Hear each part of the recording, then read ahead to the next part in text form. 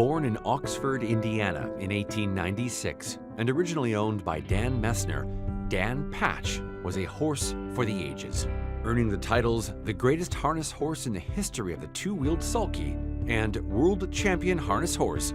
He was the most famous pacer of the early 20th century. Undefeated in a 73-race career including 4 appearances in Canada. The famous pacer's Canadian racing exploits began July 10, 1901, when he defeated 5 challengers in 3 straight heats at Windsor's Kenilworth Park in searing 97-degree heat. Racing publications of the day declared it a grand performance.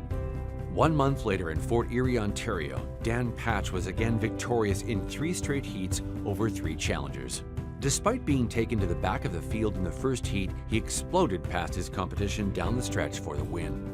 In June the following year, Dan Patch returned to Windsor for a much-publicized match race against Harold H., the best Canadian pacing horse of the time, handily defeating the Canadian challenger in front of thousands of admiring fans.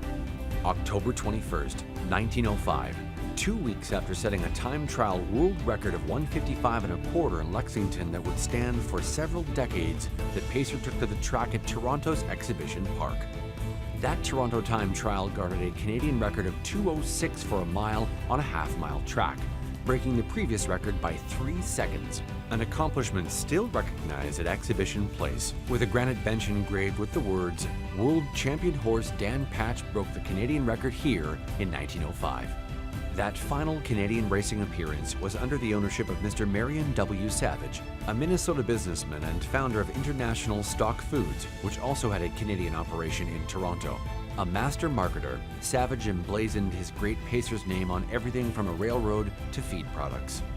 Over the years, there have been movies made, books written, and over a century later, Dan Patch memorabilia continues to be coveted by collectors. There were few like the great Dan Patch.